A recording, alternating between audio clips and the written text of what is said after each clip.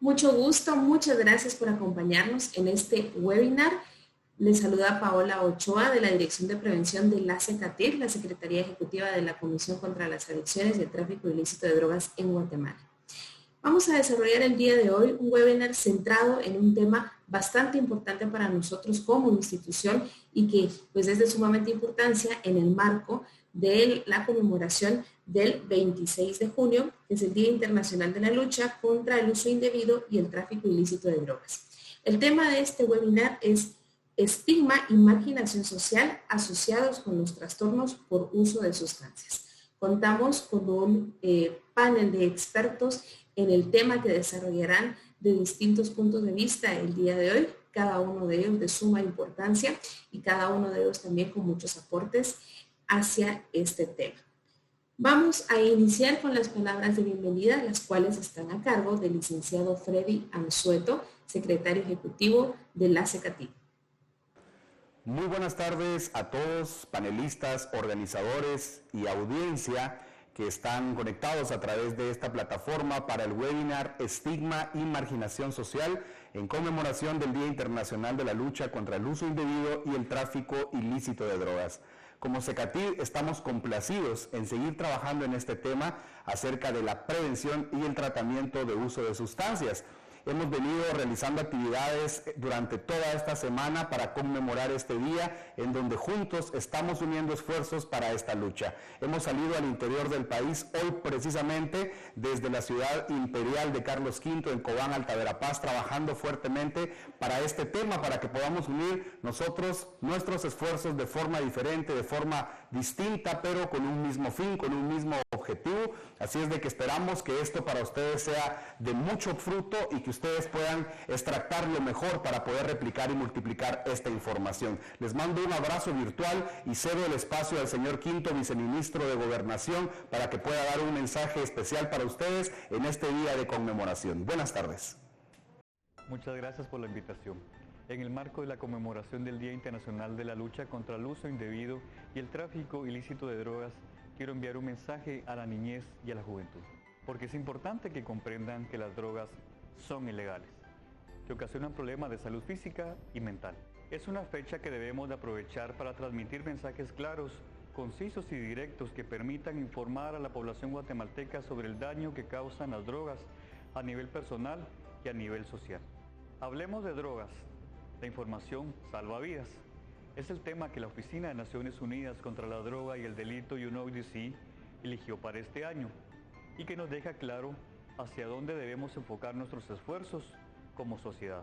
Nuestras acciones estratégicas como quinto viceministerio sobre reducción de la oferta están destinadas a controlar, a combatir y reducir las condiciones que favorezcan las actividades delictivas de las organizaciones dedicadas al narcotráfico en cualquier ámbito del territorio nacional, a fin de limitar su libertad de acción, el producto de las ganancias ilícitas y la disposición de cualquier tipo de droga en los mercados consumidores.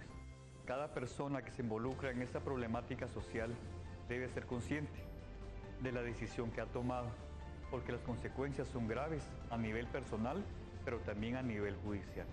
Desde el quinto viceministerio hacemos el llamado a vivir sin drogas y a desempeñar la función que nos corresponde en nuestra sociedad. Promovemos el abordaje del narcotráfico desde una visión integral, porque estamos seguros que una Guatemala libre de drogas es tarea de todos. Ahora iniciamos. Comenzando entonces con los expertos que el día de hoy tienen las ponencias y tenemos nosotros el honor de que nos acompañen, iniciamos con el licenciado Ricardo Quijada. Él es representante de CONACMI, que es la Asociación Nacional contra el Maltrato Infantil. En el 2018 realizó un trabajo de prevención de las violencias en el departamento de Huehuetenango. Trabajó en Casa del Migrante Guatemala y desde el año 2019 en CONACMI trabaja como educador de calle en el Parque Central de la Zona 1 con niños, niñas, adolescentes y jóvenes que dependen de la calle para sobrevivir. Bienvenido, licenciado Quijada, un gusto tenerlo y tener a su institución el día de hoy con nosotros. Lo dejo en el uso de la palabra. Muchas gracias. Les saluda Ricardo Quijada. Yo pertenezco a la Asociación Nacional contra el Maltrato Infantil CONACMI y pues Hoy vamos a estar dialogando el tema sobre el impacto de el estigma y marginación de personas que presentan algún trastorno mental y que están en situación de calle. Es un gusto estar presente y gracias a la invitación de CECATIT para participar en esta presentación. Bueno, para iniciar un poquito a hablar sobre el tema, pues tendríamos que empezar hablando sobre qué es el estigma. Una pequeña como definición que hace Crocker, Major y Steele en el 98, que la estigmatización la produce como cuando una persona forma dentro de sus ojos un atributo o característica que se desarrolla de una manera negativa. El estigma es como cuando visualizamos a una persona y solo por una característica o atributo le vamos a dar una generalización o atributos negativos. ¿Qué puede generar esto en las personas que lo reciben? Pues provoca mucha vergüenza, provoca un desprecio, provoca sentimientos de culpabilidad, de inferioridad.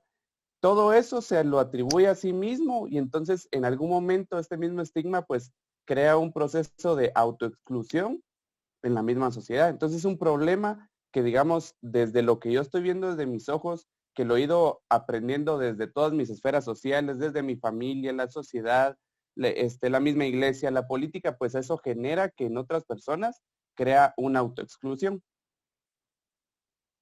Ahora, para después de pasarlo a lo que es la discriminación, pues ya la discriminación es cuando ya el estigma se instala. Una cosa pues es ver y yo pensar, esta persona por tener tatuajes pues es mala, ¿verdad? O es pandillera o no debería existir en la sociedad.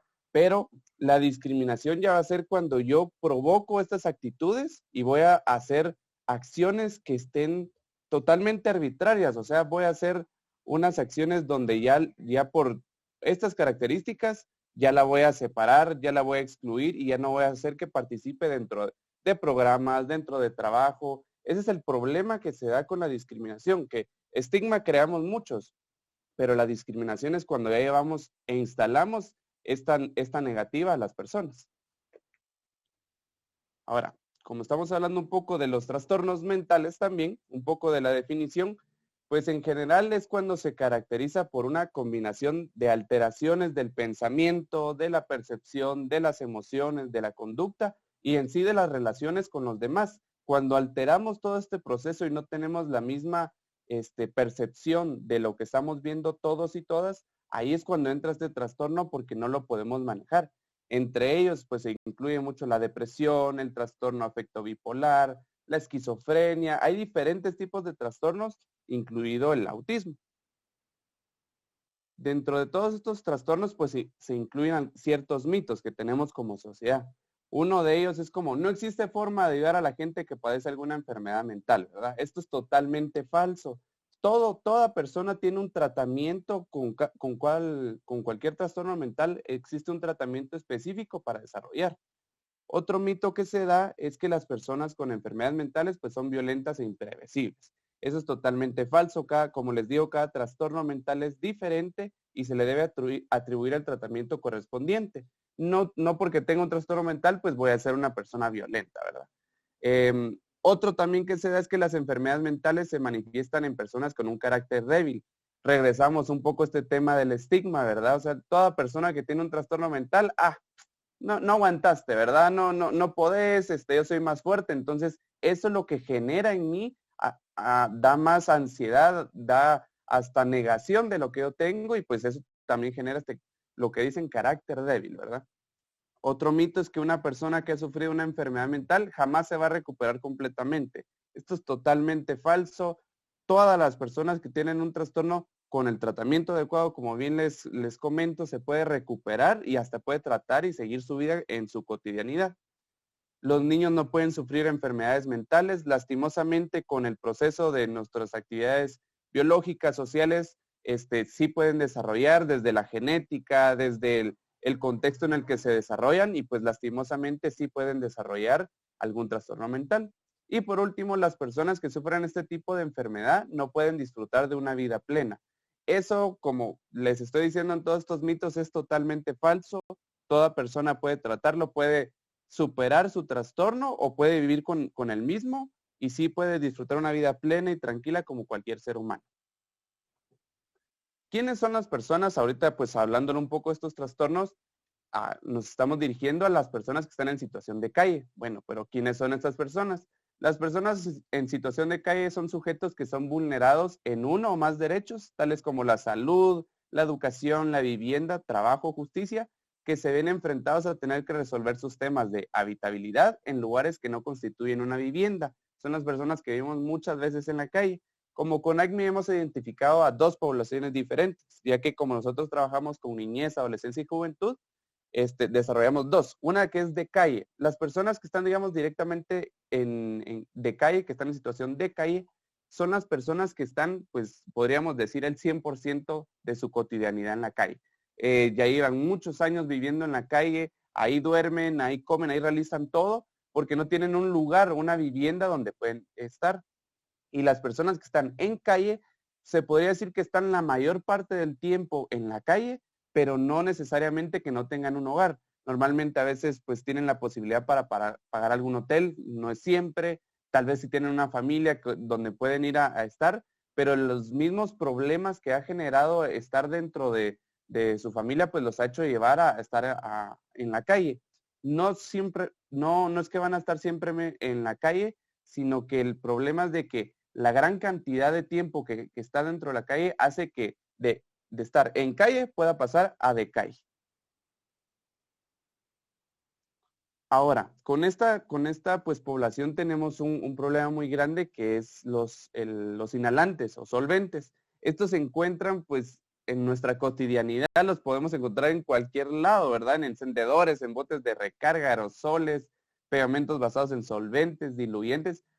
Hay mucha facilidad para conseguir este inhalante. ¿Qué es el problema con este inhalante? Que me puede hacer entrar en alucinaciones, me puede hacer ver todo este proceso y desarrollo un trastorno mental mucho más fuerte, y desde ahí genera un problema porque no solo ya estoy vulnerado en mis derechos al estar viviendo en la calle mi cotidianidad, sino que al tener un problema con alguna adicción, que en este caso es el solvente, me genera mucho problema con todo el estigma y la discriminación que estamos hablando. Entonces me vulnero mucho más y me puedo autovulnerar porque yo ya digo, bueno, ya no tengo la suficiente fuerza para seguir o no tengo oportunidades de vida, ¿verdad?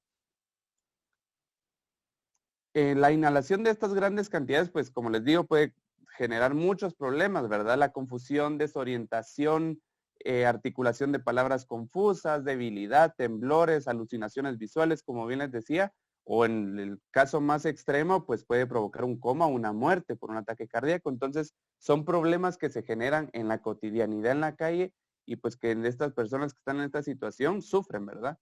En esto no me voy a parar mucho, pero son efectos que pueden incluirse al poco tiempo de estar inhalando solventes, la ansiedad, dolores de cabeza, el coma, comportamiento impredecible, crisis convulsivas, delirio, desorientación, deterioro de la coordinación, diarrea, dolor muscular. Todo estos son los problemas que pueden dar a corto plazo, ¿verdad? Inconsciencia, muerte por insuficiencia cardíaca, náuseas, vómitos, visión borrosa. Todo esto nos puede dar al poco tiempo de estar inhalando, pues seguidamente el solvente. También existen efectos a largo plazo, que dentro de estos después está el cansancio extremo, dolores de cabeza crónico totalmente, problemas en la nariz, hemorragias nasales, tos persistente, el enrojecimiento de los ojos, comportamiento agresivo, daño orgánico tanto a sus pulmones como al corazón, todo el proceso renal, puede dar hasta depresión, da muchos temblores, indigestión, hay pérdida de la memoria y de la confusión. Entonces, son problemas que se dan y que mantienen y que si lo unimos con este mismo proceso social que le damos, ya solo con ser de calle ya tenemos un estigma, pues imagínense ya con tener un trastorno es mucho más fuerte. ¿Cuál es este impacto de este estigma y discriminación, que es el tema central del que estamos desarrollando? Pues deteriora una autoestima muy baja, ¿verdad? O sea, las personas se desmotivan porque ya, o sea, soy de calle, ya la gente me va a rechazar. Pues tengo algún trastorno mental y en sí el decir un trastorno mental hasta nos cuesta, ¿verdad? Porque le damos como un sentido negativo, entonces eso hace que mi autoestima esté baja y pues que no quiera aceptarlo. pues hay un temor también a la discriminación que provoca que las mismas personas con esos trastornos pues tengan una baja adherencia. O sea, yo no voy a recibir no quiero un tratamiento, porque tenemos el proceso de que, bueno, el que va al psicólogo, el que va a la psicóloga está loco, ¿verdad? Está loca. O sea, tenemos esta percepción donde, ay, no, es que las personas que van ahí solo tienen problemas. Y ya con eso, ya tenemos una negación total para un proceso. Y cuando estamos en situación de calle y no hay un proceso, no tengo ni para mi comida, no tengo para vivir, no tengo para dónde dormir, entonces el problema se complica mucho más porque como persona en situación de calle digo, pues yo no tengo este proceso para avanzar, entonces no tengo ni siquiera oportunidades para vivir, ¿verdad? El estigma junto con la dificultad de abordar estos problemas incluso dificultan la prevención, porque, o sea, el origen al que podríamos ir derivando es la prevención para que ya no existan estas problemáticas, pero al existirlas y no abordarlas, hace que sigamos teniendo pues un muro como sociedad. Y pues este estigma hacia la enfermedad mental provoca consecuencias negativas, no solo en sí a las personas, sino que a sus familiares, porque es como, yo no voy a aceptar que tengo una persona en depresión. Yo no voy a aceptar que mi papá pues está con una adicción y pues entonces eso hace que alucine. No voy a aceptar porque voy a negar. Como sociedad queremos negar lo que decimos negativo, en vez de afrontarlo y de tenerlo y pues que dentro de todos estos procesos es una naturalidad, ¿verdad? Y que tenemos que afrontarla. Entonces esa es la transformación que tenemos que dar para tener una inclusión social. La inclusión social es te estoy viendo, no te invisibilizo. Entonces, ¿qué podemos hacer ante este tema? Pues primero, a nivel, digamos, de las personas que padecen un trastorno mental, pues potenciar sus recursos personales para que estas personas tengan mayor autovalencia, mayor control de sus vidas y decir en algún momento, pues sí tengo este trastorno mental, pero puedo salir adelante y lo voy a superar o lo voy a controlar. O sea, tener mayor ese proceso de te estoy acompañando, te estoy apoyando y no te estoy juzgando. Desde el área profesional, pues podríamos hacer diferentes estrategias de apoyo, de contención, psicoeducación, entrenamiento para modular las eventuales crisis que podían presentar los pacientes y que incluso nosotros como personal de salud tengamos ese proceso de no estigmatizar, ¿verdad? Porque ya con el hecho de decir está en situación de calle, ya lo damos para el abandono. Entonces es un estigma que tenemos que trabajar y una discriminación que incluso tenemos que trabajar personal que nos dedicamos a la salud, porque si no estamos apoyando a las personas sin distinción alguna, entonces estamos haciendo muy mal nuestro trabajo. Y por último, digamos a nivel ya social, pues el estigma público, lo primero que tendríamos que hacer es la protesta. La protesta no va a ser desde el mismo hecho de decir vamos a manifestar, no. La protesta puede ser desde desde el mismo uso de decir, bueno, nuestras políticas públicas hay que hacerlas funcionar, estar enterándonos de nuestra cotidianidad, de nuestro contexto, de decir, bueno, todos estos problemas existen, no hay que invisibilizarlos, tenemos que visibilizar todas estas problemáticas y decir, aquí están, hay que hacerlo funcionar. Y pues en segundo lugar, la psicoeducación, o sea, hay que educarnos también nosotros en estos temas, seguir formándonos, agradeciendo estos espacios para poder decir, ok, bueno, creo que esto sí es normal y podemos tratarlo. Y por último, el contacto interpersonal. Hay que ser muy humanos y decir, no, esto pues con mucho amor lo vamos a tratar y pues desde la misma normalidad me voy a acercar también en algún momento a una persona y decir, ¿cómo estás? Porque el hecho de que podamos apoyar a alguien solo diciéndole, ¿cómo estás? ¿Cómo te ha ido? Aquí estoy para ti. Eso puede hacer una gran diferencia en esta sociedad que nos ha enseñado a ser individuales. Entonces, ese es el apoyo que tenemos que seguir haciendo. Tenemos que seguir avanzando para una construcción de una mejor sociedad. Entre más humanos y más estemos en contacto con todas las personas, y ahora que con pandemia pues nos alejamos también un poco, pero entre más nos acerquemos, vamos a hacer una mejor sociedad y de esa manera vamos a tapar toda esta discriminación que damos a las personas y pues lastimosamente las que están en situación de calle lo hacemos aún más. Esto, muchísimas gracias. Gracias a usted, licenciado, por su intervención. Muchísimas gracias. Pasamos entonces ahora con la doctora Lorena Micheo, ella es especialista en salud mental y psiquiatría, graduada como médico y cirujano en la Universidad de San Carlos de Guatemala. Realizó altos estudios estratégicos en Comando Superior de Educación del Ejército de Guatemala, certificada como coach de vida, ejecutiva de negocios por Escuela Ments de Mila de Barcelona, España y Guatemala. Ha ejercido su profesión en el Ejército de Guatemala, Fuerzas Especiales en Poctum-Petén, Centro Médico Militar, Hospital Nacional de Jutiapa, Cruz Roja Guatemala y Hospital de Salud Mental Dr. Federico Mora. Además de ser catedrática universitaria en la Universidad Mariano Gálvez de Guatemala en las áreas de Ciencias Criminológicas, Política Criminal y Psiquiatría. Bienvenida, doctora, un gusto tenerla con nosotros. El tiempo es suyo. Muchísimas gracias. Es un honor poder compartir con todos estos profesionales. Solo quiero confirmar que el audio está bien. Sí, la escuchamos muy bien. Ok, muchas gracias. Pues, primero que todo, vamos a comprender por estigma, que es un término que designa a todos los fenómenos que hacen que una persona que padece de una enfermedad mental sea reconocida públicamente como tal.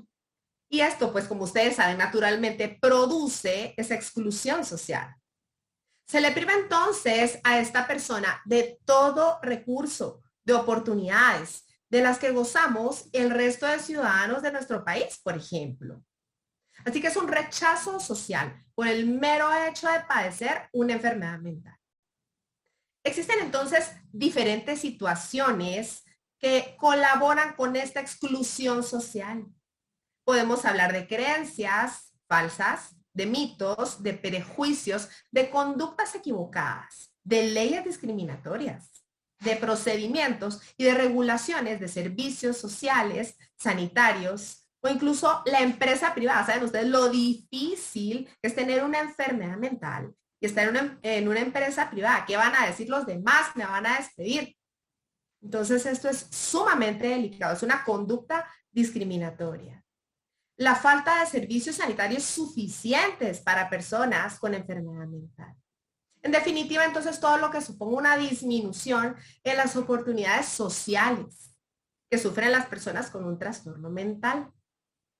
Vamos a decir entonces que desde épocas remotas, las personas con una enfermedad mental, todos ustedes lo saben muy bien, que han sido rechazadas, aduciendo que su condición, pues como sabemos, el pensamiento mágico religioso que antecede a nuestras culturas, todo esto se debía entonces a espíritus malignos, a demonios, etc. Y todo esto, pues en la actualidad, proviene del desconocimiento, de la ignorancia, ¿sí? El estigmatizar es entonces a una persona con enfermedad mental un comportamiento completamente inaceptable, que no permite que las personas puedan desarrollarse en todas las facetas de su vida, que a pesar de su condición clínica mental, pudiesen llevar a cabo, pudiesen desarrollar, si no a plenitud, pues en un buen porcentaje.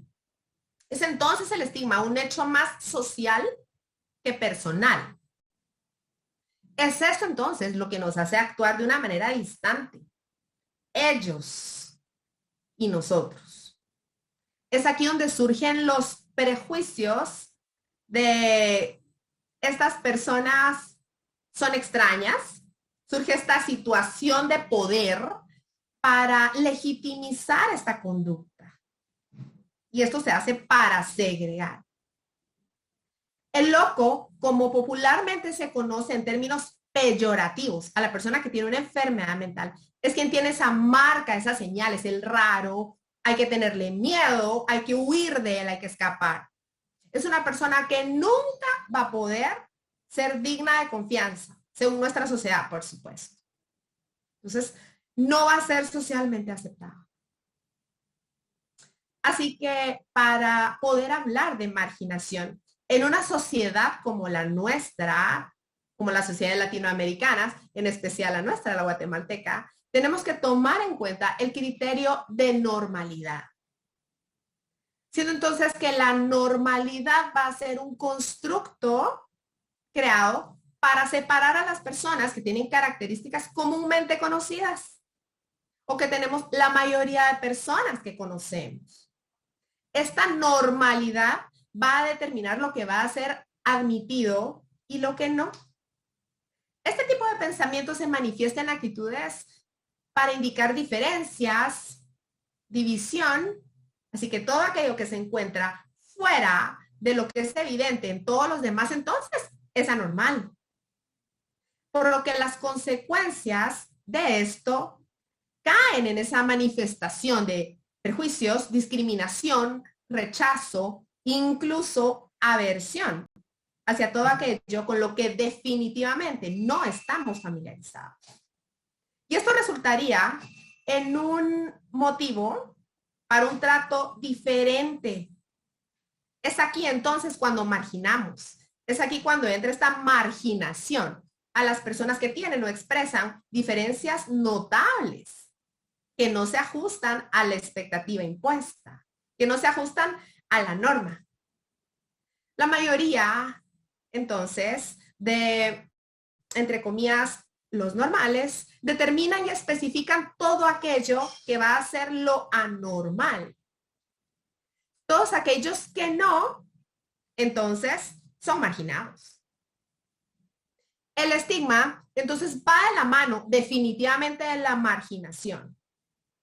Una condición aquí es inherente a la otra.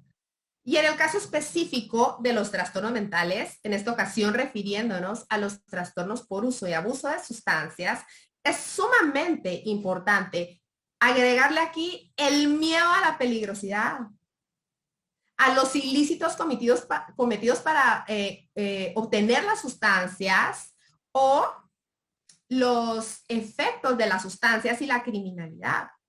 Así que en cuanto a esto hay muchísimos estigmas y su manifestación más preocupante es el autoestigma. Aunque también sabemos que existe el estigma público, que también es muy importante. El estigma internalizado se ha creado con creencias, disminución de la calidad de vida, disminución de la autoeficacia, de una manera de definir de una manera personal los síntomas que yo estoy teniendo y qué voy a hacer con eso, porque definitivamente soy diferente a los demás al tener un trastorno mental o al tener consumo de sustancias.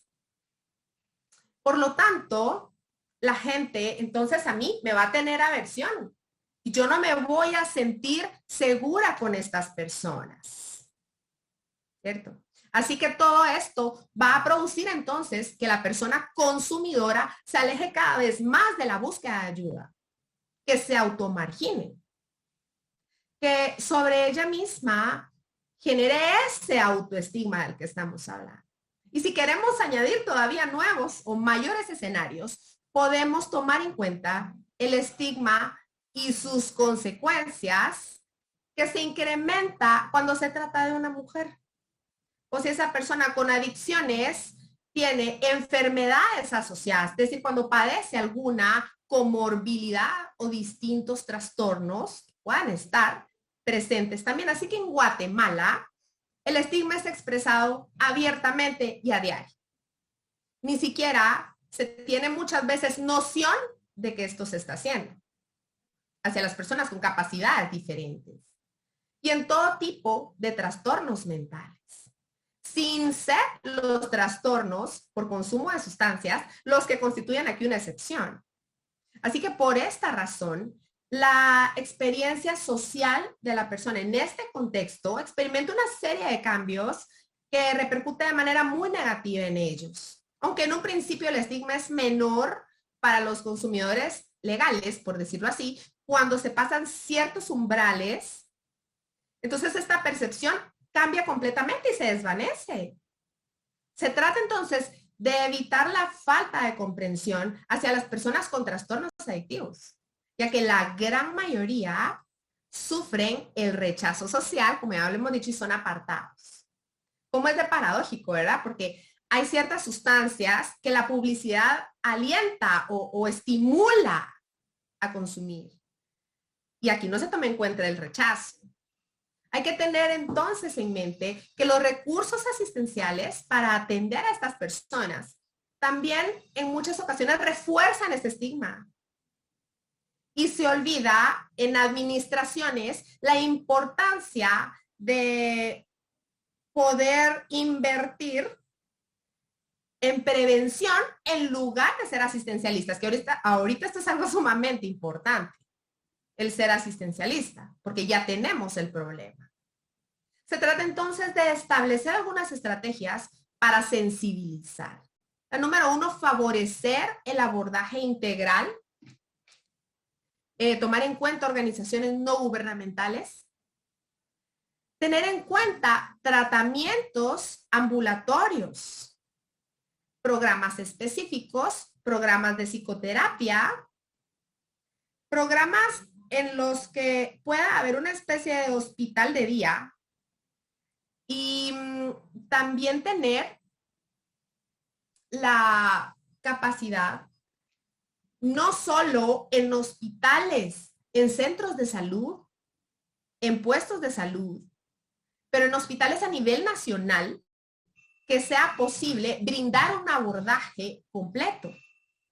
Y en el caso de que el problema sea muy grave, poderlo referir a un hospital específico, como pues el de salud mental, que como ustedes saben, desafortunadamente acá no podemos brindar asistencia completa a las personas con trastornos por consumo de sustancias, sino que brindamos atención a las consecuencias de los mismos. Pero la principal consecuencia, ya no las enumeré, pero la principal y la final con la que yo quisiera que todos nos quedáramos es la importancia de la sensibilización de todo ciudadano, principalmente y sin dejar fuera al profesional. Somos los que estamos más de cerca con ellos y muchas veces, como decía el licenciado Quijada, ejercemos este estigma. Así que esto ha sido en cuanto a mi persona, la participación de parte del Hospital de Salud Mental. Estoy a la orden. Muy agradecidos, doctora, por su intervención y por poder contar con una profesional de tanta trayectoria como usted dentro de nuestros panelistas y por supuesto esta perspectiva también que usted nos da en torno a la salud mental y el consumo de sustancias. Muchísimas gracias. Continuamos con nuestros ponentes y es el turno del licenciado Abner Paredes. Él pertenece a la PDH. Desde el año 2014 es defensor de la juventud en la Procuraduría de Derechos Humanos de Guatemala. Actualmente participa como observador de la Mesa Temática de Adolescencia y Juventud del Gabinete Específico de Desarrollo Social. Ha participado en los procesos de incidencia para la aprobación de la Política Nacional de la Juventud, así como iniciativas de ley relacionadas con el reconocimiento de derechos de juventud en Guatemala. Y hoy lo tenemos con el tema, el impacto del estigma y marginación en los derechos humanos de los pacientes con trastornos mentales. Gracias, licenciado Paredes, bienvenido y el tiempo es suyo. Agradezco muchísimo la invitación de Secativa a este tan importante espacio que de forma permanente han venido facilitando y que es necesario generar este debate a nivel social para el reconocimiento de los derechos de las personas en nuestro país. Y precisamente parto con ello. Digamos, el Estado de Guatemala está obligado a respetar, a proteger y a hacer efectivos los derechos humanos de todas las personas. ¿Esto qué significa? Que el Estado no debe de interferir con el disfrute de esos derechos y además debe adoptar medidas para garantizar condiciones para el desarrollo del potencial de las personas. Desde el acceso a la educación, a la salud, a la vivienda, al trabajo, al ambiente, a la recreación y otros derechos que muchas veces no los reconocemos como tal, como la cultura, el arte, el deporte, la recreación, entre otros. Además, promover el desarrollo integral de todas las personas. Y cuando decimos esto, también debe ser en condiciones de igualdad y sin discriminación alguna. Y precisamente ese es el tema que nos trae hoy, cómo lamentablemente se da un impacto negativo en torno a la estigmatización, la discriminación que se da a quienes han tenido algún tipo de trastorno mental a consecuencia del consumo indebido de algún tipo de sustancia. Y de esta cuenta se mantiene ese impacto negativo normalmente en la vida de las personas, señalando como mínimo algunos ámbitos que es importante señalar. Por ejemplo, el plano personal, el plano familiar, el plano social, el plano laboral, y ya se mencionaba anteriormente todos los prejuicios que se dan en torno a las personas que necesitan este tipo de atención.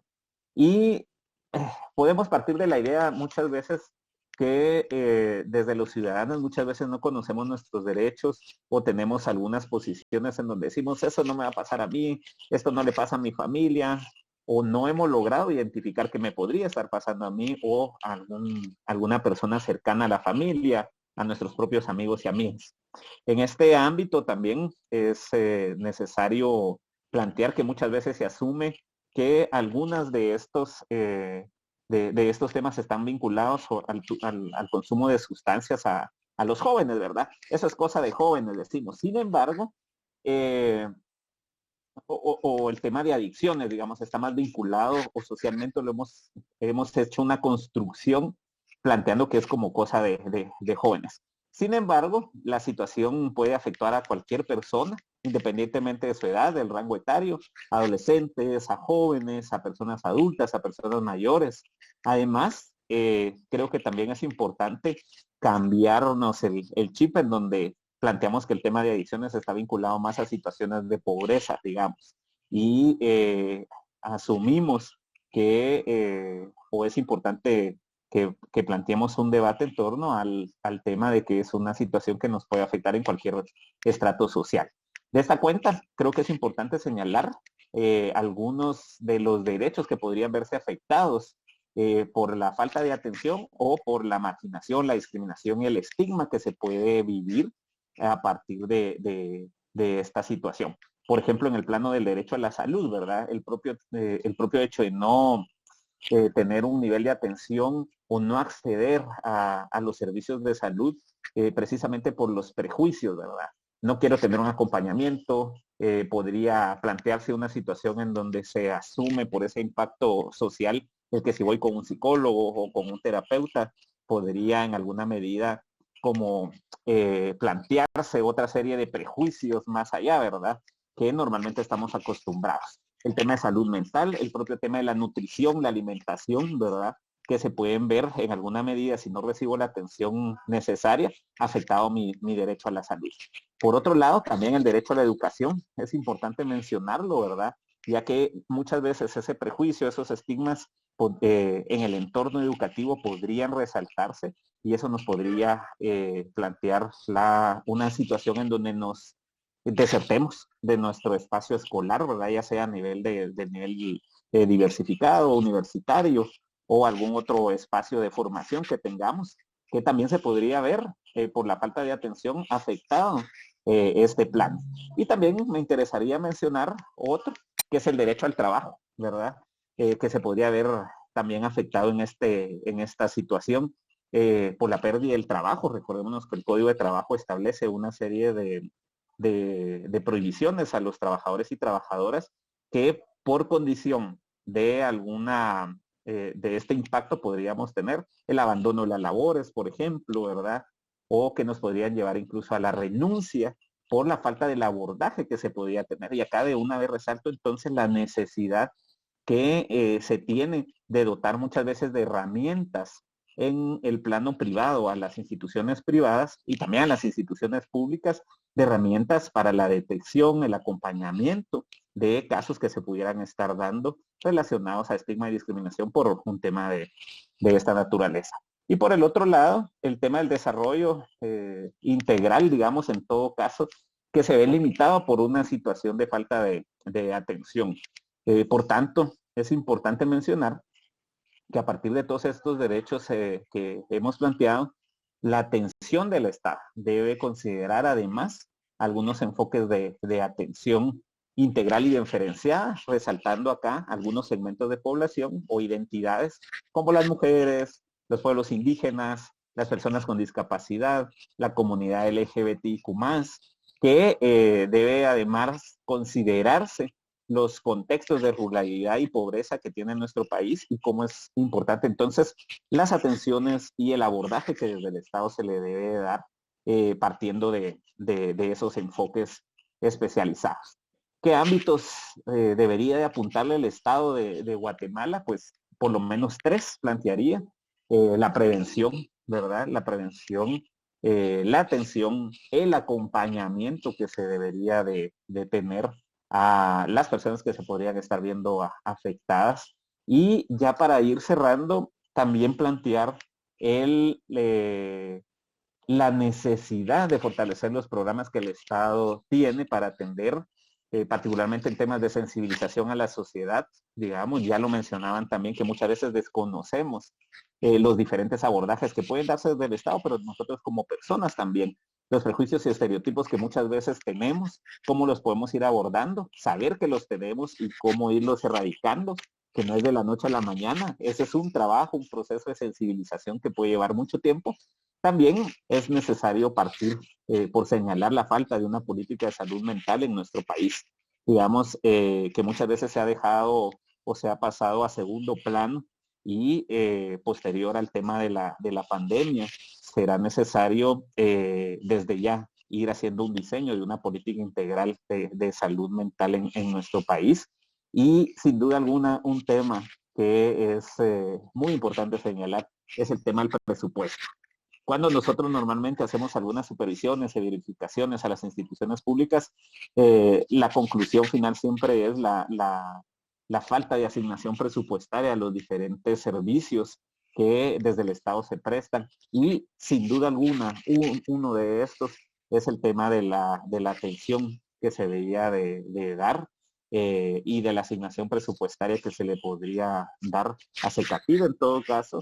Y en el caso de la Procuraduría de los Derechos Humanos, pues ya hemos hecho algunas recomendaciones en este plano con la necesidad de generar algunas campañas de difusión o de atención más permanente para poder hacer un abordaje integral hacia todas las personas. Muchísimas gracias. Gracias a usted, licenciado Paredes. Muchas gracias por sus aportes y tan importante tema como lo son los derechos humanos en el caso del estigma y la marginación. Continuando, es el turno del licenciado Juan Carlos Morales, director de prevención de la CECATID. Él es psicólogo clínico egresado de la Universidad Rafael Andívar de Guatemala, experto en prevención y tratamiento de adicciones del Georgian College y, por supuesto, a cargo de la Dirección de Prevención de CECATID. Él nos impartirá el tema, la importancia de la prevención del uso y abuso de sustancias en el abordaje del tema de estigma y la marginación social asociados con los trastornos por uso de sustancias. Bienvenido, licenciado, el tiempo es suyo. Muy buenos días a todos. Muchas gracias por asistir a este webinario, el cual pues lo que pretende es conmemorar y fortalecer el Día Internacional de la Lucha contra el Uso Indebido y el Tráfico Ilícito de Drogas. Esta fecha es bien importante para nosotros, para la Secretaría, ya que nos ayuda a poder visibilizar estos acontecimientos o todos estos temas que tienen que ver mucho con lo que es el problema del consumo de sustancias, de las adicciones como tal.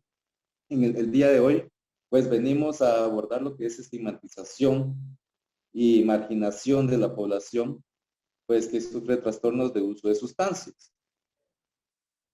Siguiente, por favor. En este sentido, pues esto es como muchos de los compañeros profesionales que anteriormente nos han apoyado con la información, esto viene a ser una gota que en nuestra cultura, en nuestra sociedad, pareciera muy normal. Es muy normal el vocabulario, la forma de dirigirse a alguien, la forma de pensar sobre alguien, solo por ciertas características, es muy, muy guatemalteco. Esto, como les digo, es una gota que va cayendo poco a poco y que desgraciadamente pues no lo podemos llegar a percibir en su totalidad como ese problema que se agrega a lo que es el consumo de sustancias. que eso es como que al final lo que puede llegar a ser de muchos factores que existen.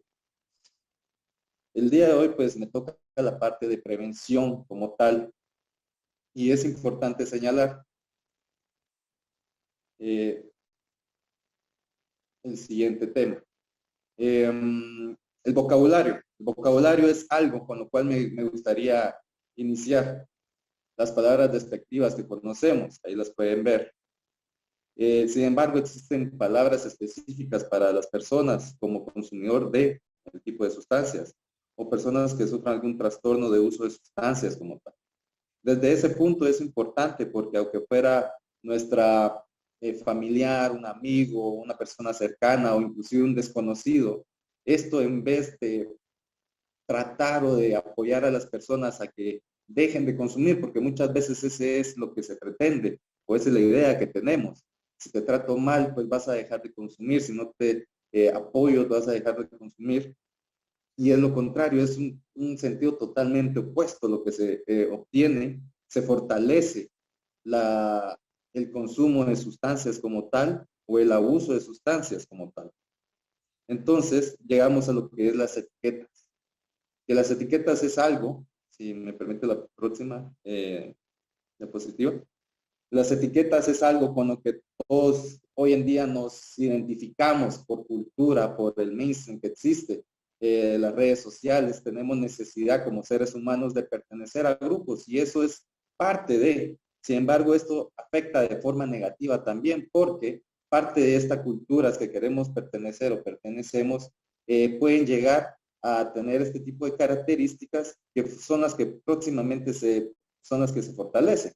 Entonces, como bien se había dicho en un punto, existen diferentes tipos de estigma. Tenemos el estigma público, tiene un lugar cuando la población aprueba los estereotipos y llevan una discriminación directa, se deriva de conductas como la negación de los derechos de las personas estigmatizadas, como por ejemplo al trabajo, la atención sanitaria y a una vivienda digna. Como bien ya habían comentado anteriormente, pues el público como tal, esto va a ser una cadena. Si nosotros como sociedad comenzamos o más bien fortalecemos todos estos criterios, es probable que vaya a tener una repercusión, o sin el probable, sino que es más seguro que esta repercusión puede llegar en tanto al consumo de sustancias como tal. Y hablo de consumo de sustancias porque es algo tan normalizado, aunque fuera una sustancia legal, hablemos de alcohol o tabaco, la cual pues estas industrias pues a veces fomentan y fortalecen estos estereotipos de alguna forma para el consumidor podría ser positivo desde esa característica, pero que a largo plazo pues va a llevar un significado negativo. Después tenemos lo estructural, se relaciona con la exclusión de un grupo específico debido a la posición que ocupa en la sociedad, siendo este un factor importante para una mayor exclusión y marginación, como la pobreza o tener acceso a vivienda digna. Esto es bien común y es algo que se tiene que abordar, porque independientemente de qué estatus social o económicamente, en qué posición nos encontremos, siempre se ve el contra. Es fácil escuchar en lo que tengo experiencia de prevención decir de que las personas que tienen menos dinero son las que más consumen y las personas que tienen más dinero son los que más consumen. Las dos poblaciones se tienen o se fomentan este tipo de pensamientos, lo cual es interesante cómo ese estereotipo se va impregnando, porque al final del día, pues, puedan haber ejemplos que sí lo cumplen y puedan haber ejemplos que no, pero entonces el generalizar todo esto va a conllevar a meter a todos a una situación en la cual va a llegar al siguiente paso, que es el autoestigma. Ocurre cuando las personas consumidoras interiorizan los estereotipos y exigen una discriminación hacia sí mismas. Cuando yo ya interiorizo este estigma, ya me apropio de ello, podemos ver cómo yo me encargo de eso, el tipo de ropa, cómo esta ropa va a fomentar o va a indicar qué es lo que consumo muchas veces. Y eso lo podemos ver en cualquier parte, el tipo de música, la cultura, en la cual independientemente, no estoy diciendo que sea una en específico, sin embargo, es a lo que yo me apropio y que posiblemente lleva a que la persona indique, bueno, si ya me ven así, pues vamos a actuar así de esa forma. Entonces ahora hablamos una cadena en la cual individualmente nosotros primero empezamos con prejuicio, luego llegamos a un estigma y posteriormente puede acabar en una marginación social. Esto hablamos de factores de riesgo y tenemos que comenzar a pensar en empatía, quitar la etiqueta. La siguiente, por favor. El abordaje de la prevención sin estigma. Aquí es donde identificamos los factores de riesgo como tales que existen, que es, en este caso es el estigma, este factor invisible aparentemente, pero que el día de hoy lo estamos haciendo visible, porque es importante promover los factores protectores, información de consecuencias de la peligrosidad que contiene el consumo y el abuso de sustancias, la información de apoyo, los programas de prevención que existen aquí que podemos asistir desde la Secretaría o inclusive otras instituciones dependiendo del tema que trabajan, ya sea violencia o derechos humanos, etcétera. Reforzar la identidad y la autoestima, esto es bastante importante. Muchas veces estas características que en algún punto, si nos ponemos a pensar, pues nos apropiamos del consumo de sustancias como algo característico positivo de nuestra nación, inclusive llegarlo a ser un estandarte como tal, pero en el fondo, ¿qué es lo que nos está causando? ¿Qué es lo que nos va a llevar y a dónde vamos a terminar cuando una persona en serio pues ya sufre un trastorno de uso de sustancias? La conciencia de todos que todos somos vulnerables, aumentar la percepción de riesgo en base en la vulnerabilidad personal, no todas las personas con adicciones viven una situación de calle. Esto es el tener en cuenta esto, de que es una problemática, el simplemente de comenzar yo mi uso de la sustancia, me hace más cerca de estar yo en esta o pertenecer a esta población que pueda que sufra un trastorno de la misma, un trastorno del abuso de la sustancia. Entonces, esto es tener empatía hacia las personas. Ese es el factor de protección en el cual tenemos que comenzar a evidenciar la empatía hacia la población. Esta empatía desde los programas de prevención, que la forma en que nosotros como vocalizamos el cómo llamar a estas personas, a cómo dirigirnos a una persona que consume sustancias. Es desde ahí que se tiene que fomentar esto, porque no podemos seguir utilizando esos vocabularios que lo que hace es fortalecer la problemática, más que buscar una disminución de ella. Entonces, pasamos a la siguiente. Gracias. Entonces, como les había indicado, el lema del 2021, el Día Internacional, está bajo lo que es, hablemos de drogas, la información salva vidas. Muchas veces nos enfocamos en la parte de drogodependencia, tipos de drogas, factores de riesgo, protección, y nos olvidamos de esta parte bastante humana, bastante asequible, que es el hablar de la estigmatización. El día de hoy estamos haciendo factores de protección nuevos, porque el dialogar la problemática que supone el abuso de sustancias hace que el estigma sea menor, hace que todo sea una forma mucho más abierta, mucho más fácil de poder buscar apoyo, de tratamiento, de rehabilitación, de inserción o de prevención. El hecho de que seamos un país muchas veces reactivo no quiere decir que la prevención no funcione en Guatemala. De alguna forma, con bastante esfuerzo se ha realizado y se realiza en los esfuerzos de prevención, y el día de hoy estamos haciendo esto. Esto también nos ayuda a informarnos, a quitar la etiqueta, insisto, en buscar el apoyo que necesitamos como tal, y lo que pretendemos es enfatizar en la importancia de la concientización de los peligros que supone el consumo de sustancias, y que esto, a través de la prevención y el tratamiento basado en evidencias, pues nos va a apoyar a también abordar lo que es los estigmas. Recordemos, la empatía es algo importante para iniciar la lucha contra la estigmatización, que a su vez también ayudaría a la lucha contra el consumo y el abuso de sustancias. Muchas gracias.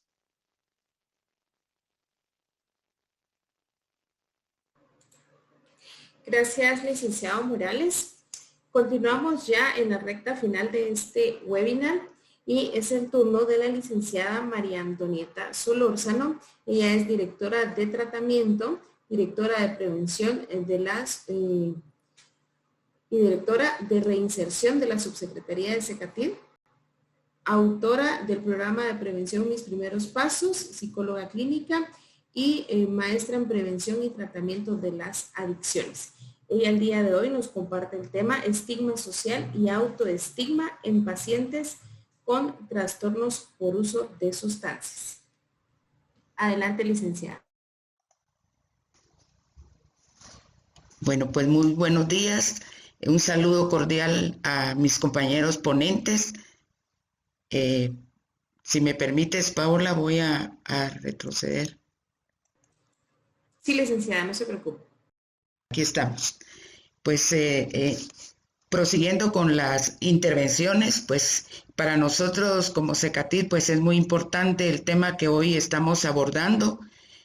Pues principalmente yo voy a enfocarme en toda la población que consume o que presenta un trastorno por uso de sustancias psicoactivas. Definitivamente trabajamos nosotros desde la SECATID con la población que tiene un trastorno por uso de sustancias psicoactivas como alcohol, tabaco, marihuana, inhalantes, cocaína, crack, psicofármacos y otras adicciones. Y sobre esta población es con la cual pues nosotros trabajamos, brindamos un tratamiento ambulatorio con todos los servicios gratuitos. Somos pues de las únicas instituciones que proveen este servicio y obviamente pues tratamos de tener un equipo multidisciplinario como es psicología, psiquiatría, trabajo social, terapeutas ocupacionales, que pues por supuesto en equipo tratamos de darle la mejor atención a las personas que presentan este trastorno, porque como ya lo han dicho mis compañeros ponentes, esta población básicamente se ve afectada, ¿verdad?, por un trastorno y obviamente que muchas veces es considerado como un vicio, mas no es un vicio, sino que está considerado como una enfermedad como tal.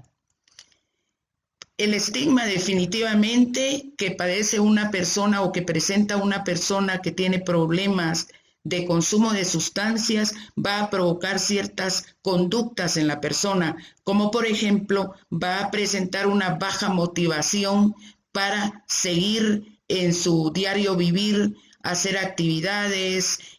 Por ejemplo, nosotros en el centro de tratamiento vemos que la persona pues incluso tiene miedo a buscar la ayuda.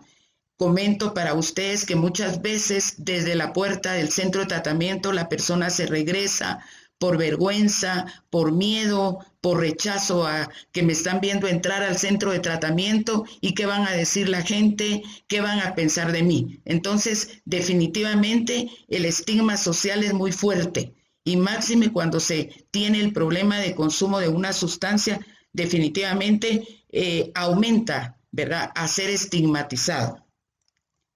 Por el otro lado, también tenemos que hablar de los estereotipos con los cuales se asocia el consumo de sustancias. Básicamente, muchas personas piensan que la persona que tiene un trastorno por uso de sustancias puede tener SIDA, ¿verdad?, puede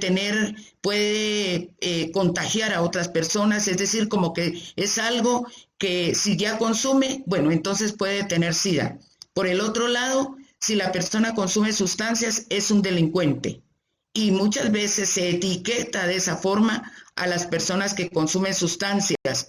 Y hablando de los grupos vulnerables como son las mujeres, la mujer que consume tiene otra connotación social muy fuerte. Por ejemplo, la prostitución. Si ella consume, es una persona que se está prostituyendo. Entonces, son estos estereotipos que van a ampliar el estigma social que tiene la persona que consume sustancias y que definitivamente lo etiquetan, pero además de que lo etiquetan, le genera un problema mayor todavía a la persona que tiene este problema. Y por supuesto, van a venir las implicaciones del estigma. Por ejemplo, una desigualdad, creo que uno de mis compañeros ponentes decía, ¿verdad? Esa falta de acceso, por ejemplo, a un empleo, si la desigualdad, ¿verdad? Como es consumidor, definitivamente, ¿qué confianza le podemos tener? ¿Será que va a ser responsable? ¿Verdad? Y muchas veces viene la desigualdad también en no tener acceso a la salud, por ejemplo, ¿sí? Todos sabemos que muchas veces una persona que tiene problemas de consumo cuesta que sea admitida en un centro de salud. ¿Por qué? Porque definitivamente tenemos ya ese estigma que la persona es violenta, que la persona pues no viene en las condiciones que pudiéramos recibirla y que por lo tanto el consumo de sustancias muchas veces pues no tiene, pensamos que no debe de atenderse o no debe darse la atención que la persona necesita. Y precisamente por eso, desde la CECATID y con los organismos internacionales hemos insistido y que la adicción es un problema de salud, ¿verdad? De salud pública. Incluso en nuestra misma política nacional de droga y de otras adicciones lo comenta, ¿verdad? Que es un problema de salud pública. Otra de las implicaciones es la discriminación, ¿verdad? A ser rechazado, a no ser admitido, porque definitivamente tiene un problema de consumo, entonces la persona es delincuente, ¿verdad? Y lo que decíamos anteriormente. Y obviamente viene la exclusión social, porque Juan Carlos lo decía en una de las diapositivas, ¿verdad? ¿Cómo se le considera a una persona, por ejemplo, que es alcohólica, ¿verdad? Ya tiene hasta ciertos peyorativos, como por ejemplo es un chara, ¿verdad? Es un borracho, y esas expresiones tan significativas para una persona que se está rehabilitando. Y es ahí donde nuestro trabajo terapéutico tiene una implicación enorme, porque tenemos que trabajar contra todos esos estigmas. Y obviamente también vamos a trabajar con muchas, dijéramos, grupos que pueden influir en la estigmatización. Por ejemplo, la familia. La familia puede llegar a ser también un ente de estigmatización. ¿Por qué? Porque la familia misma platica con otras personas o ha tenido experiencias y incluso, ¿verdad?, agrede a la persona creyendo, ¿verdad?, que esta persona, por ejemplo, no se puede acercar a alguna gaveta. Voy a comentar esto, un ejemplo, ¿verdad? ¿Por qué? Porque ya se va a llevar las cosas. Y probablemente esa persona no lo está haciendo, que obviamente la persona consumidora tiene características muy significativas, pero no quiere decir que tenemos que tildar a la persona o etiquetar, ¿verdad? Generalizar estas acciones. También, ¿quién puede estigmatizar también a la persona con trastornos de uso de sustancias? Los tomadores de decisiones, ¿verdad? Muchas veces en una empresa, un jefe, ¿verdad?, o personas que hacen política pública, muchas veces los tomadores de decisiones deciden, ¿verdad?, que tal o tal grupo que tiene este problema no necesita de la ayuda. Incluso el licenciado de la PDH comentaba esto sobre el presupuesto, ¿verdad? Nosotros como CECATID necesitamos tener los recursos para poder llegar a más población y poder ayudar a más personas que tienen este problema. Los medios de comunicación, y por eso es tan importante la información, ¿verdad? Que todos tengamos la información, la sensibilización también para no provocar, por supuesto, un problema mayor, porque muchas veces las noticias que se pueden dar pueden ser solamente aquellas noticias que son, dijéramos, muy, que tienen un impacto muy fuerte en la población, mas no son la realidad de lo que está sucediendo con las personas que están consumiendo, porque necesitamos que llegue información, por ejemplo, de las poblaciones vulnerables, como son los niños, las niñas, los adolescentes, las mujeres, ¿verdad?, que son los grupos vulnerables y que obviamente necesitamos que llegue la información para que las personas que están a cargo de estos niños, de los adolescentes, nos ayuden con los factores protectores para evitar que se involucren en actos ilícitos. Y por supuesto, tenemos que hablar que la persona que consume sustancias también sufre de autoestima. ¿Cómo se siente esa persona? ¿Cómo se siente ante un grupo social, ante su familia, ante todos los grupos en los cuales participa o en los diferentes roles que desempeña? Pues definitivamente sufre una marginación, una separación. ¿Cómo se ve a sí mismo, verdad? El problema de la autoestima que se daña tanto con el consumo de sustancias, y es un tema muy relevante que nosotros trabajamos en el proceso psicoterapéutico. ¿Por qué? Porque tenemos que llegar a que la persona vuelva a creer en sí mismo y en sí misma, que se valore, que se estime, que se consienta, porque se acostumbra muchas veces la persona que consume sustancias a solo a dar y dar, pero no a recibir. Entonces es algo importante trabajar en esta área. Por el otro lado, también se siente incapaz de poder llegar a lograr algo. Por eso el problema de la autoeficacia se ve afectado. Le cuesta, por ejemplo, tener en mente que va a lograr algo, ¿sí? Que puede realmente llegar a que lo vean de otra manera. Quiero comentarles una experiencia muy bonita que tuve esta semana, por ejemplo. Me decía un paciente, licenciada, le cuento que hoy que me vieron mis amigos, me decían, mira, y se los cuento tal como fue, decían, ¿y vos qué? ¿Tenés novia? ¿Y por qué? Les dijo él, es que te vemos diferente, te vemos como más contento, te vemos con algo que no sabemos qué es. Y él me lo comparte y me dice, licenciada, lo que pasa es que ahora yo me arreglo, yo trato de cuidarme, es decir, como usted me ha dicho, el autocuidado es muy importante. Luego pasamos también ¿qué otra conducta puede presentarse? El miedo, ¿verdad? El miedo a que me miren, el miedo al rechazo, entonces mejor no participo. Y yo siempre les digo algo importante, el miedo me puede servir también como un desafío, ¿verdad? Como un reto, ¿sí? Para vencer el miedo.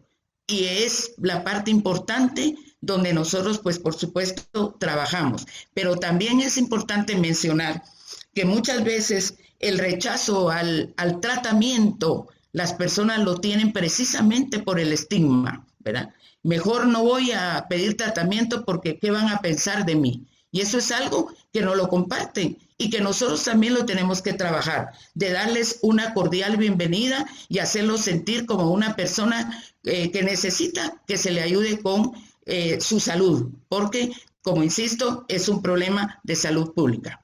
Y por supuesto, nosotros como CECATID tenemos pues el 26 de junio como el Día Internacional contra las Drogas, y el lema hoy por Naciones Unidas es hablemos de drogas porque la información salva vidas. Definitivamente, si informamos al país sobre lo que está pasando, sobre las necesidades que tiene la población que ya presenta un trastorno por uso de sustancias, definitivamente vamos a lograr que las personas que lo presentan tengan o logren un mejor estilo de vida. Muchas gracias.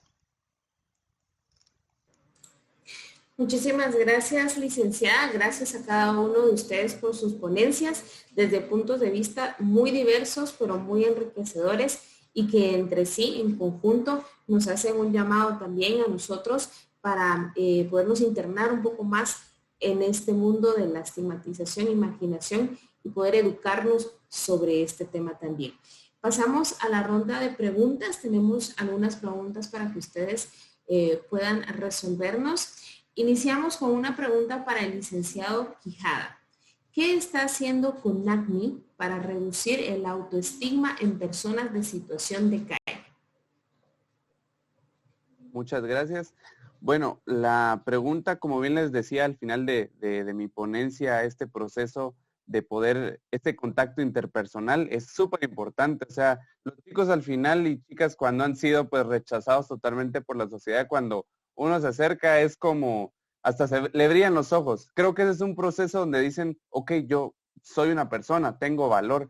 Entonces al acercarme, al preguntarme cómo está, al saber de que digamos hay un consumo de sustancias y es como, ya lo estaba dejando y después otra vez volvió a darle porque sabemos de que hay recaídas, pues no te juzgo, está bien, o sea, no te voy a juzgar porque sé que la decisión que tomaste, ha sido, o sea, si elegiste la calle es porque ha sido algo que estabas peor donde estabas. Entonces eso, al comprenderlo, al tener ese contacto, al ser muy humanos, al ser muy amorosos, creo que eso es lo que genera en ellos lo que no les ha dado la vida, oportunidades. Entonces, el hecho de estar en ese proceso acompañándoles es algo que nos ha dado a nosotros pues mucha efectividad y pues eso es lo que desarrollamos con ellos, el estar formando, el estar acompañándoles y estar para ellos y ellas. Gracias, licenciado. Tenemos una más para usted.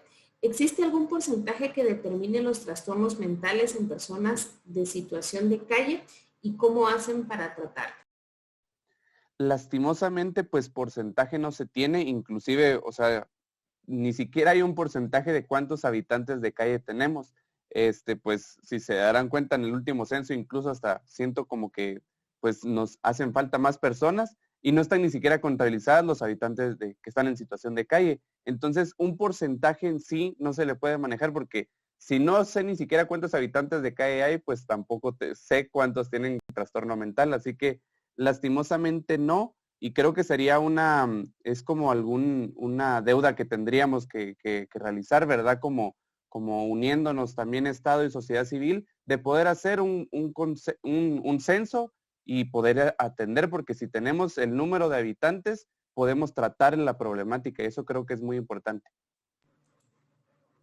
Muchísimas gracias, licenciado. Muy agradecidos por sus respuestas. Para la doctora Micheo, ¿qué impacto tiene el estigma social en el tratamiento de los pacientes del Federico Mora? ¿Se posee conciencia en el paciente de ello? Ok, esta pregunta, muchas gracias por la pregunta, es sumamente amplia y me gustaría extenderme a todo lo que yo quisiera, pero creo que lo vamos a delimitar en este caso a los trastornos por uso y abuso de sustancias, ¿correcto? Bien, nosotros en realidad pretendemos como médicos psiquiatras evitar a toda costa la institucionalización. ¿Qué significa esto? Ustedes saben muy bien, dejar al paciente internado aquí de manera indefinida. Eso no es bajo ninguna perspectiva lo que nosotros queremos. Y tenemos el gran problema, y me agrada tener la oportunidad de poderlo decir aquí, que por parte del organismo judicial, muchas veces los jueces envían a los pacientes a este hospital para ser evaluados y ya el oficio de juez trae cuánto tiempo debe el paciente, el individuo, el ciudadano, permanecer acá. Ya trae muchas veces que debe ser tratado de manera indefinida en este hospital. Entonces eso genera, sin duda alguna, un estigma muchísimo mayor, infinitamente mayor que el que tienen ya de por sí los pacientes que vienen a consultar y que, como decían los colegas que me han antecedido en la palabra, en realidad todas las personas muchas veces tienen miedo por consultar. Y es complicado el enfrentarse, porque para ellos es enfrentarse a ellos mismos, el enfrentar a un profesional que no saben si lo están juzgando, pero el ingresar a un paciente de manera indefinida es un problema que estamos teniendo, un problema de magnitudes muy grandes y que el hospital solamente no se da abasto para resolver. Así que esto genera un estigma muy, muy grande. En caso de que el paciente en un momento dado salga, pues eso es algo que se trata de manejar de manera terapéutica en consultas posteriores, pero el hecho de ingresarlo de manera indefinida viola, sin lugar a dudas, los derechos humanos de ese paciente. Así que creo que en esto necesitaríamos muchísimo apoyo de otras instituciones, particularmente del organismo judicial, porque muchas veces se carece de la información para poder tomar las decisiones correctas. Entonces, se necesita asesoría en este aspecto. Gracias, doctora. Tenemos una más. ¿Qué recomendación puede dar a la sociedad para prevenir el estigma y marginación en personas con trastornos mentales? Ok, esta pregunta me encantaría poderla hacer directamente a la sociedad, pero creo que es imposible sin estratificarla. Así que mi recomendación va dirigida a fomentar estrategias educativas que desmitifiquen y dignifiquen a la persona, que desmitifiquen desde las ideas que están impregnadas en nuestra cultura. Tenemos 3 niveles de atención, como ustedes saben, en salud. Y creo que cada nivel puede perfectamente encargarse de educar desde sus propias perspectivas, desde sus lugares de trabajo, ¿sí? Y no podemos hacer estrategias generales dirigidas a la población, porque tenemos grupos específicos. Así que empezando por los niveles de atención en salud, por los 3 niveles, creo que es importante muy concretamente hacerles saber a las personas que que el individuo con adicciones tiene causas multifactoriales. Esto no fue voluntario, que no es un capricho de esa persona. Y ahí es donde se genera el estigma. Entonces, la desmitificación, educar desde desmitificar en los 3 niveles de atención en salud, creo que es algo factible, creo que es posible. Y bueno, al menos aquí en el hospital tratamos de hacerlo con los familiares o con los acompañantes, con el paciente mismo. Así que esto es lo que yo podría aportar. Muchísimas gracias, doctora, por sus respuestas. Para el licenciado Abner Paredes, ¿qué derechos se vulneran a personas con trastornos mentales a causa de estigma social y dónde podemos denunciar? Sí, muchísimas gracias. Ya anticipaba algunos de ellos y voy a hacer énfasis en estos, digamos, en el plano educativo. Digamos, muchas veces por la falta de conocimiento, incluso las autoridades pueden limitarse a indicar, digamos, de si hay alguna situación, alguna problemática. Muchas veces se refieren a que se firmó algún tipo de convenio al inscribirse en el centro educativo, por ejemplo, y si se presenta alguna conducta que muchas veces los centros educativos no pueden abordar, entonces normalmente las decisiones que toman es lo vamos a expulsar o lo vamos a sancionar sin poder hacer una interpretación más allá para poder centrarse en tomar decisiones que no vulneren el derecho a la educación, por ejemplo, en un adolescente. O muchas veces no se tiene un abordaje en las universidades, por ejemplo, de cómo se podría en alguna medida dar respuesta a una situación de esta naturaleza. Sin embargo, en el caso del Ministerio de Educación cuentan con manuales y protocolos de atención y referencia de casos de violencia, porque lo podríamos entender así, o de acoso escolar, que es necesario que ellos puedan abordar en su momento y que normalmente a nivel del despacho o de las direcciones departamentales de educación lo pueden abordar. Entonces aquí, ¿a dónde podrían denunciarse una situación de vulneración del derecho a la educación en este contexto? Pues tendría que ser directamente a las autoridades, al propio director, a las supervisiones, a las direcciones departamentales. Pero de una vez aprovecho a señalar también la necesidad de cómo poder formar, capacitar, sensibilizar, en este caso a docentes, a maestros, que son los que pueden tener un contacto cercano y de identificación de alguna vulneración de derechos en algún caso.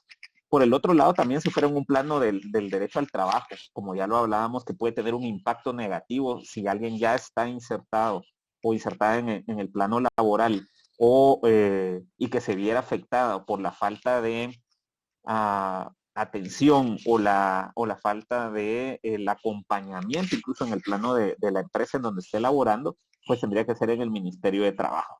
Y tiene que ver con ese abordaje, digamos, cómo se puede dar ese acompañamiento, ese abordaje a una persona en un contexto laboral y que muchas veces lamentablemente no se tiene, digamos. Muchas veces la primera decisión se basa en suspender a las personas de sus labores o despedirlas sin poder dar un acompañamiento. Y entonces en este caso tendría que hacerse una denuncia en el Ministerio de Trabajo y la Inspección General de Trabajo es la responsable de dar ese seguimiento.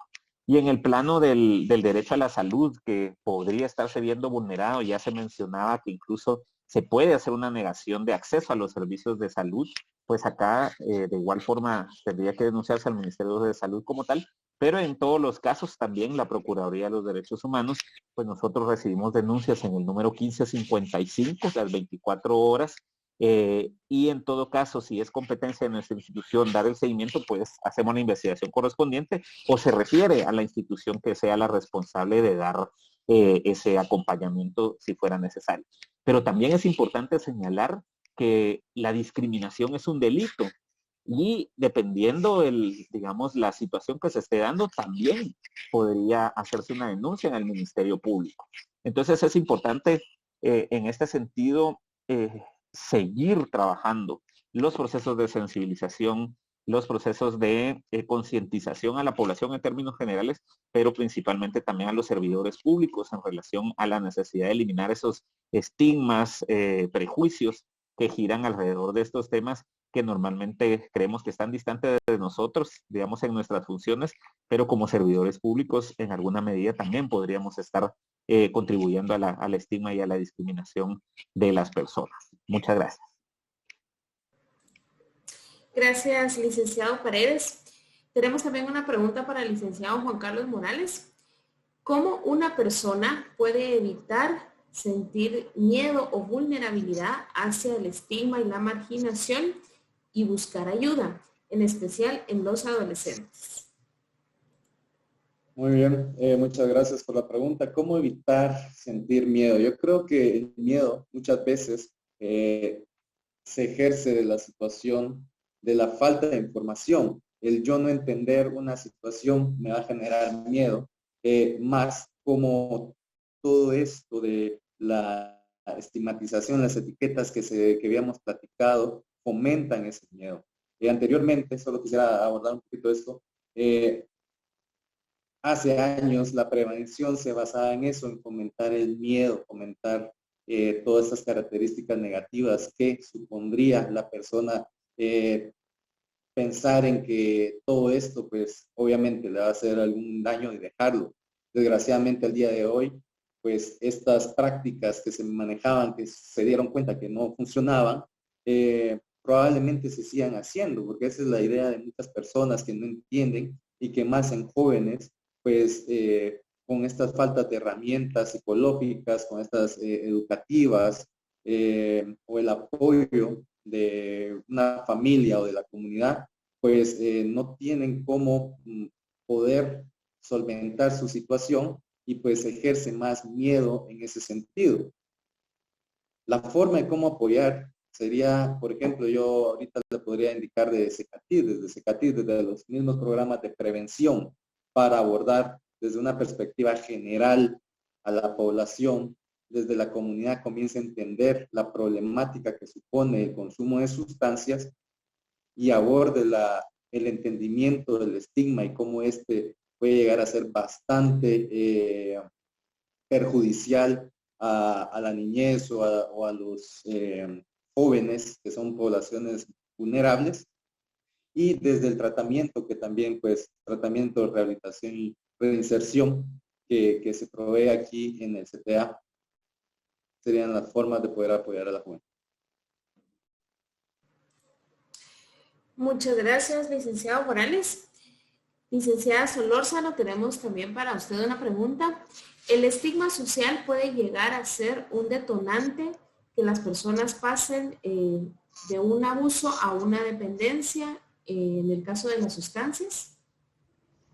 Sí, pues al respecto de esto definitivamente sí puede ser un detonador, porque recordémonos que definitivamente la persona que consume sustancias, ¿sí? En el proceso de tratamiento nosotros nos damos cuenta la inestabilidad emocional que presenta una persona que está consumiendo sustancias. Por lo tanto, cualquier situación, una mirada, una mala respuesta, puede crear en esa persona inestabilidad y puede ser un detonador para que vaya a consumir. Por eso precisamente yo hablaba un poco alrededor de cómo en un inicio tenemos que fortalecer la autoestima, la autoimagen, el autocuidado, que son herramientas que le van a ayudar a poder soportar. Y por supuesto, definitivamente un tema importantísimo dentro de un proceso de tratamiento es el control de emociones y el control de impulsos, porque una mala emoción tratada por la persona es un detonante para ir a consumir, ¿verdad? Porque recordémonos que, por ejemplo, en los partidos de fútbol, que es tan típico, que si pierden porque están enojados van a celebrar, ¿verdad? Y obviamente hay consumo. Si ganan, pues porque están muy alegres, se van a consumir. Entonces, nos da índice que una alegría, que un enojo, ¿verdad? Y recordando también que el paciente consumidor de sustancias tiene una característica de justificar el consumo. Entonces, él anda viendo qué busca muchas veces para no sentir sentimiento de culpa, ¿verdad? Entonces, me quito ese sentimiento de culpa y le echo la culpa a que, bueno, había una ocasión que celebrar y entonces, pues, por lo tanto, había que tomar, que consumir, etcétera. Entonces, definitivamente es importante trabajar, ¿verdad? La estabilidad emocional en las personas que presentan un trastorno, porque puede ser un detonador, ¿verdad? Entonces, definitivamente, una situación de exclusión social, por ejemplo, si va con todo el deseo de buscar trabajo, y se encuentra con que en el trabajo, pues, me lo han compartido, ¿verdad? Muchas veces dice el paciente, bueno, pues yo fui honesto, porque hemos trabajado la honestidad. Y le comenté a la jefa de recursos humanos que yo había consumido, pero que hoy estoy limpio, como decimos nosotros, en el ambiente, ¿verdad? No estoy consumiendo. Ah, bueno, entonces mejor, ¿sabe qué? Lo vamos a llamar, ¿verdad? Entonces, ese tipo de situaciones hace que muchas veces la persona, pues obviamente se sienta excluida, ¿verdad? Sin falta de oportunidades y por lo tanto puede ser un detonador para un consumo de sustancias. Gracias, licenciada. Una más. Es muy común que la familia aparte y aleje al consumidor. ¿Cómo se realiza el tratamiento hacia las personas que rodean al consumidor y propician la marginación? Bien, en ese sentido quiero comentar que el programa del centro de tratamiento es integral. Tratamos de darle la atención al paciente que presenta el trastorno por sustancia versus la familia. ¿Por qué? Porque definitivamente el consumo de sustancias también afecta al entorno con el que vive la persona que consume. Por lo tanto, la familia o las personas que rodean a nuestro paciente tiene que ser abordada. ¿Por qué? Porque muchas veces lo que nosotros logramos con la psicoeducación a veces se destruye en el hogar, porque nosotros le estamos dando ánimo, lo estamos motivando de todas las maneras posibles para que él sepa que es capaz de salir de un consumo. Pero llega a la casa, por ejemplo, ¿verdad? Y alguien entonces lo agrede, ¿verdad? Verbalmente, con alguna palabra fuerte, con decirle que pues él nunca va a salir, ¿verdad? Como suele suceder, ¿verdad? Que sucede con, por ejemplo, en chicas, ¿verdad? Que están tratando de salir adelante y muchas veces llegan a un juzgado y le dicen, mire, usted del alcohol nunca va a salir, ¿sí? Entonces ahí tenemos una situación que la marca a la persona y llegan con nosotros y dicen, es que mire, no me creen que estoy saliendo de esto. Bueno, pero algo bien importante que yo siempre les digo, ¿y tú qué crees? ¿Tú cómo te sientes? ¿Tú crees que sí estás logrando? Yo sí, licenciado. Muy bien, eso es lo que cuenta, eso es lo que vale. ¿Por qué? Porque eso es lo que nos va a servir para que tú sigas adelante, para que tú seas la persona que tú quieres ser. Gracias, Paola. Muchísimas gracias, licenciada. Bueno, de esta forma llegamos al final de la ronda de preguntas y respuestas. Me voy a permitir hacerles lectura del diploma que se les hará llegar por su participación, su valioso aporte hacia este webinar. El diploma dice de la siguiente manera. La Secretaría Ejecutiva de la Comisión contra las Adicciones y el Tráfico Ilícito de Drogas, CECATID, adscrita a la Vicepresidencia de la República de Guatemala, otorga el presente reconocimiento en agradecimiento por su ponencia en el webinar estigma y marginación social asociados con el trastorno por uso de sustancias en el marco del 26 de junio, Día Internacional de la Lucha contra el Uso Indebido y Tráfico Ilícito de Drogas. Guatemala, 26 de junio. Este diploma está firmado por el licenciado Freddy Anzueto, secretario ejecutivo de la CECATIR, y el licenciado Mario Hugo Miranda, subsecretario. Les queremos agradecer en nombre no solo de la CECATIR, sino también de todo el público que verá este webinar, que está viendo este webinar, por sus grandes aportes, el hablar de un tema tan delicado, pero a la vez tan importante como el estigma y la marginación, nos abre la puerta hacia conocer más sobre esta temática, adentrarnos más en ella y, por supuesto, aprender y replicar realmente esta información y comenzar a quitar el estigma, la etiqueta y la marginación. Muchísimas gracias en nombre de CECATIR a cada uno de ustedes por su aporte y por su participación en este webinar. Estamos sumamente agradecidos y pues las puertas de nuestra institución siguen abiertas para cada uno de ustedes en el tema que nosotros manejamos, por supuesto, y que podamos apoyarles. Estaremos muy gustosos de poderlos hacer, poder llegar a más población y también nosotros replicar el tema de prevención y tratamiento del uso y abuso de sustancias.